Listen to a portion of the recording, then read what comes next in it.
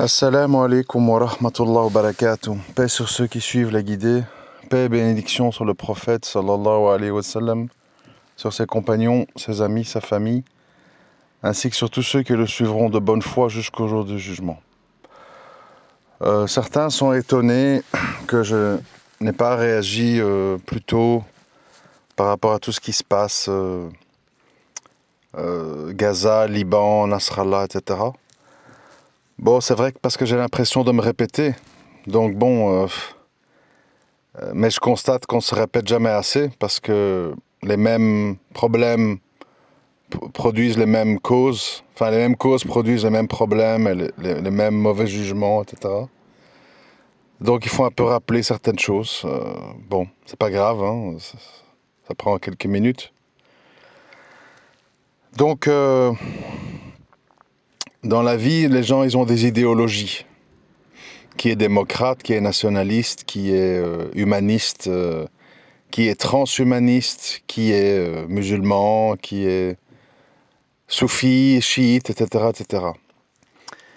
Et le problème que nous avons ici, c'est que les musulmans, qu'on appelle sunnites, ne comprenant pas, n'acceptant pas que leurs gouvernements de leur pays sont des gouvernements fantoches, qui ne se préoccupent ni de religion, ni de droit, ni de justice, ni de quoi que ce soit d'autre que de vente de gaz, de nombre de touristes, d'argent, etc.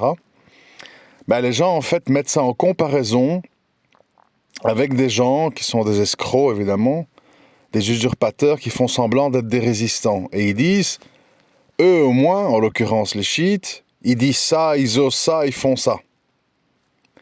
Mais le postulat de départ qui pose problème, c'est que les musulmans ne comprennent pas qui les dirige.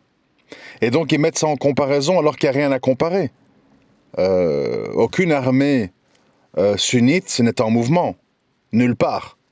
Ni l'armée marocaine, ni l'armée algérienne, ni l'armée égyptienne, ni l'armée saoudienne.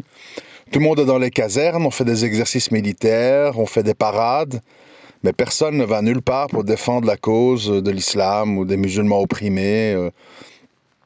Donc ce sont en fait des gouvernements inopérants qui ne sont rien, parce que chaque fois on me dit « Ouais, mais t'as vu les sunnites ?» Il n'y a pas de sunnites, il n'y a pas d'islam, il n'y a rien en fait, vous comprenez? Il n'y a rien, oui, voilà, il n'y a rien. Il y a du vernis, oui, il y a des adans, il y a des minarets, des mosquées. Mais d'un point de vue géopolitique, idéologique et des responsabilités qui incombent aux dirigeants musulmans, il n'y a rien. Voilà, zéro. Bon. Donc il n'y a pas de point de comparaison. Mais c'est pas parce que ces dirigeants-là sont ce qu'ils sont, et on l'a assez dénoncé, ça ne sert à rien de toujours me dire « Ouais, mais les sunnites, parce qu'il n'y a pas de sunnites. Il n'y en a pas. Il y a des clowns, il y a des escrocs, il y a des agents de n'importe quel FBI. Il n'y a rien, en fait. Il n'y a rien. Il y a des espèces de fantômes inopérants. Donc voilà, donc il n'y a pas de point de comparaison. Mais c'est pas pour cette raison-là qu'on va se jeter dans les bras de n'importe quel résistant, qui s'appelle Nelson Mandela, qui s'appelle Che Guevara, qui s'appelle, je ne sais pas moi, l'abbé Pierre, qui s'appelle Nasrallah ou Khomeini ou je ne sais pas quoi. Nous avons une idéologie, nous avons un dogme, nous avons une religion, avec des règles, avec des limites, avec des préceptes. Et ces gens-là, ils sont dans une autre religion, avec d'autres préceptes, avec un autre dogme, avec une autre croyance. Donc, moi, comment je vois les choses? C'est très simple. Je vois comme si je verrais, par exemple, les Américains, les Cubains, ou avec la Corée du Nord, ou le Vietnam, ou je ne sais quoi, se faire la guerre. Je vois deux ennemis de l'islam, ennemis sous un angle différent, avec des motivations différentes, avec un historique différent. Je vois deux personnes qui se font une soi-disant guerre, parce que bon, ça aussi, il faut un minimum d'intelligence dans la vie, je l'ai souvent dit, ce qui fait défaut de nos jours. Je ne sais pas, vous avez vu quelle guerre où on prévient son adversaire quelques heures à l'avance qu'on va envoyer des missiles.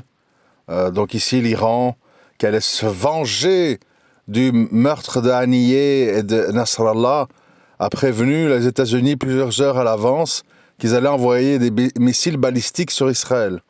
Comme ça, tout le monde va aux abris. Conclusion, il y a eu 0 victime. Il y a eu 8 morts, c'est à cause d'une fusillade à un arrêt de bus avec deux assaillants, je ne sais pas qui ni pourquoi. Mais les missiles n'ont tué personne. Ah si, pardon. Il y a un Palestinien qui a ramassé un missile qui a explosé en vol. Il l'a ramassé sur la tête. Il a été filmé. Subhanallah, le Qadar. Il a reçu le missile qui lui est tombé dessus en termes, pas d'explosion, mais il a reçu la ferraille sur la tête. Il en est mort. C'est tout. Il n'y a pas d'autres morts. Donc ici, on est bien loin, évidemment, d'une réponse, de vengeance, d'un meurtre d'un général ou d'un colonel ou d'un dirigeant important israélien, puisque eux tuent les leaders du Hamas, de Hezbollah, etc. Donc voilà. Donc, après, c'est un problème de quotient intellectuel. Et ça, moi, je ne peux rien faire. Je ne peux rien faire contre l'idiotie et la médiocrité humaine. Je peux faire 40 000 audios, ça ne servira à rien. Si on ne comprend pas qu'on est un faux ennemi quand on prévient son ennemi que dans quelques heures, on va tirer des missiles et que tout le monde doit aller dans les bunkers, Netanyahou y compris, je ne peux rien faire si vous ne comprenez pas que c'est une farce. C'est tout. Donc, comment je vois les choses? Moi, je ne suis pas dans les secrets. Je ne vais pas faire des spéculations. Ils sont alliés, ils sont de faux ennemis, ci et ça, etc. Bon. Moi, je dis ce que je vois. Moi, je dis ce que je vois sous mes yeux. Je vois en fait des aboiements, je vois qu'on agite la queue, je vois que on dit plein de choses, mais au final, je vois pas grand-chose. Même Israël, en sens inverse. Ils font des attaques ciblées, ils tuent des gens, ils kidnappent des gens, mais je ne les vois pas raser une ville iranienne. Je ne les vois pas raser des sites nucléaires. Donc, moi, de ce que je vois jusqu'à présent, je vois en fait 2 chiens qui, quand il y a une image, une vidéo qui circule comme ça, 2 chiens, quand ils ont une barrière entre eux, ils s'aboient dessus, ils montrent les dents, et quand on enlève la barrière, ils se regardent, ils se reniflent et ils font plus rien. Et quand on remet la barrière, ils reaboient, ils se fâchent à nouveau. Moi, c'est ce que je vois en fait. Je vois des gens qui jouent les ennemis, qui règlent des petits comptes, mais qui dans le fond ne se font aucun dégât important les uns aux autres. Voilà ce que je vois. Bon, alors, nous, les musulmans, comment on réagit face à ça? On essaye de voir le positif de la situation. Un Hezbollah affaibli et un Bachar qui commence à trembler parce qu'il n'a plus l'appui du Hezbollah en Syrie, c'est des bonnes nouvelles pour ces criminels mafieux qui ont enfermé, torturé, violé, décimé, génocidé des centaines de milliers de musulmans. Donc on applaudit, on est content. Normalement, hein, si on est un peu intelligent et si on a un peu de mémoire, on est content, normalement. Si on est con, là, malheureusement, on peut rien faire. Ouais, les sunnites, t'as vu, ils font rien. Eux, au moins, ils envoient des missiles. Ils font rien du tout. Ils battent la queue et ils aboient. D'accord? Donc, moi, je n'accepte pas que des gens moyennement intelligents ne comprennent pas ça. Je veux pas vous prendre par la main et vous parler comme à des petits-enfants. Réveillez-vous, foutez-vous sous une douche froide, foutez-vous 2 claques et réfléchissez. Utilisez vos neurones. Utilisez votre bon sens et arrêtez de réagir émotionnellement comme des imbéciles qui écrivent à longueur de tweet « Eux au moins ils font, eux au moins ceci, bientôt tout le pays du Maghreb vont suivre les chiites, ils vont les supporter. » Je n'ai pas besoin d'enfantillage et de médiocrité intellectuelle. Ça suffit comme ça. On a déjà assez de ça à la télévision, avec l'Ukraine, avec les vaccins, avec le machin, avec Israël. On est abreuvé de discours monolithiques, binaires, complètement bêta stupida. C'est pas pour entendre ça chez les musulmans en plus. Ok. Donc, pour nous déjà, bonne nouvelle. Hezbollah affaibli, Bachar affaibli. Et nous, on attend la suite en fait. On est là en stand-by. Les talibans attendent, les frères du nord de Syrie attendent, et ils les laissent en fait se dépatouiller dans leur bric-à-brac de faux ennemis où on ne sait pas qu'est-ce qu'ils veulent faire, provoquer une guerre nucléaire pour faire venir Machia, qui est en fait le Mehdi caché des chiites. J'en sais rien en fait, ça m'intéresse pas. Moi, ce qui m'intéresse, c'est nous, c'est pas eux. Donc, on observe, on est content que nos ennemis, qu'ils s'appellent sionistes, parce qu'il faut pas croire. Pour les Juifs, c'est une perte dans la bourse, c'est une perte dans le tourisme, c'est une perte dans la réputation, c'est une perte dans la stabilité. Donc, ça va pas bien non plus, hein, faut pas croire. Ça fait quand même 1 an que ça dure. Il y aura des conséquences à moyen long terme de tout ça. Donc voilà, nous on est contents, tous nos ennemis s'affaiblissent, s'entretuent, s'invectivent, s'envoient des missiles, des contre-missiles, des vengeances. Je t'aime moi non plus, mais je croyais que je t'aimais, mais finalement je t'aime plus, mais je t'aime encore. Et voilà. Et on fait des invocations pour les innocents qui sont entre les deux feux, avec qui on joue, hein, parce que bon, c'était facile d'autoriser le Hamas et d'armer le Hamas. Après, quand c'est la population qui ramasse les vengeances israéliennes, l'Iran n'est plus là. Hein? Ah, on envoie des missiles quand un leader du Hamas ou d'Hezbollah est tué. Sinon, on regarde, en fait. Bon.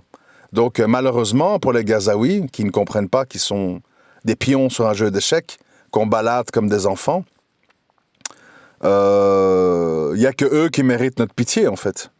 Parce qu'eux sont des victimes collatérales de réels politiques. Et c'est eux qui souffrent, finalement. Les autres, ils jouent. Ils sont dans leur bureau, ils sont dans leur QJ, ils s'envoient des trucs, ils font des communiqués de presse. Et finalement, peut-être qu'ils rigolent en cachette. Parce que quand on fait des guerres, c'est qui meurt? C'est les civils, c'est des entrepôts, c'est certaines personnes bien ciblées. Il y a toute une clique de gens, quand des grands pays se font la guerre, qui eux, en fait, qu'il y ait la guerre ou pas, c'est la même chose. Au contraire, ils en retirent des avantages, comme Netanyahou, qui gagne du temps par rapport à la désapprobation nationale de toute une série de choix qu'il a fait. Il gagne du temps. Plus il fait des guerres, plus il ouvre de nouveaux fronts, plus il gagne de temps, et mieux c'est. Donc bon, voilà, c'est des trucs de politique que les gens ne comprennent pas, mais voilà. Donc, de toute façon, pour nous les musulmans, notre dogme est plus important que les agitations de X, Y, Z. Moi pour ma part, hein, même si demain, l'Iran envoie 10 missiles dans des grandes villes israéliennes, qui est 100 000 morts et tout, ça change rien en fait. Dogmatiquement, je refuse leur religion, ce sont des hérétiques. Ce sont des gens qui, dans des prisons irakiennes et syriennes et ailleurs, qui ont torturé, violé, fait la promotion du shirk, ont détruit des centaines de milliers de familles sunnites. Donc moi, ça ne change rien, en fait. C'est pas en fonction de ce que tu fais que tu as de la valeur à mes yeux. Ces gens n'ont aucune valeur à mes yeux. Pour moi, c'est des parasites à éliminer jusqu'au dernier au napalm. Et qui gagnent, qui perdent, qui font semblant, ça m'est égal en fait. C'est pas mon combat, c'est pas ma religion, c'est pas mes frères. Donc en fait, pour moi, c'est du bétail. Voilà, c'est simple. Ça me concerne pas. Ça ne me concerne pas. Je regarde ça comme je vois les lions qui poursuivent des gazelles, et puis ils en attrapent une, et puis ils mangent, et puis oui, c'est triste, mais c'est la vie. Il faut bien qu'on mange. Ils attrapent les gazelles malades, âgées, etc. Donc voilà. Mais évidemment, tous les sunnites frustrés, qui veulent pas admettre qu'ils sont gouvernés par des apostats. Enfin l'Iran, parce qu'en fait ils sont... c'est un peu... Moi je vois ça comme des maris trompés, qui sont tout contents que l'amant s'est cassé la jambe, parce qu'il pourra plus prendre sa femme quand il n'est pas là, quoi. Ah voilà, bon. Ouais, ça n'empêche pas que t'es cocu, quoi, tu vois. Ça change pas ton statut, que tu es gouverné par des clowns qui ont abandonné la Oumma, qui n'appliquent pas les lois d'Allah et qui font semblant d'être musulmans avec l'approbation de la masse populaire. Ça change pas cet état de fait, les élucubrations de l'Iran. Mais ça vous permet un peu d'oublier votre médiocrité en pensant, voilà, des vrais rageuls, Nasrallah, ça fait 30 ans qu'ils résistent à Israël. Ils se sont fait balayer comme des clowns avec des vieux beepers Huawei et des talkie-walkie. Ils se sont crus malins. Et puis voilà, ce truc. Et puis Israël qui a laissé Nasrallah en vie parce qu'il voulait bien. ont décidé que pour X, Y raison, la fête était finie. Ils ont jeté 80 missiles ou je sais pas quoi sur une planque et tout le monde est mort dedans en kefta. Et puis voilà, ils pouvaient le faire depuis longtemps, mais ça servait pas à leurs intérêts. C'était mieux de le garder en vie pour X, Y raison. Et aujourd'hui, ils se disent, maintenant on fait le grand nettoyage, on les prend les uns après les autres. Tel général iranien, tel leader du Hamas, tel leader du Hezbollah, peut-être demain Bachar et sa poupée Barbie, je sais pas. Donc nous, de toute façon, on compte les points et on est content de voir que les gens qui veulent du mal aux musulmans, qui ont violé des musulmans, qui ont torturé des musulmans, qui ont bombardé avec des barils des musulmans, on est content de les voir dans les problèmes et que la peur change de camp. C'est tout. Tout musulman qui ne pense pas comme ça, n'a pas compris sa religion, ne connaît pas le schisme, ne connaît pas la géopolitique, n'a pas de souvenir historique des agissements des chiites en Irak et en Syrie ces 20 dernières années, etc., etc. Et ça, je ne peux rien faire. Je ne peux rien faire. Si des gens pensent que parce qu'on envoie 180 mortiers qui font 0 victime, c'est une grande victoire et qui sont fiers, grand bien leur fasse. C'est leur problème.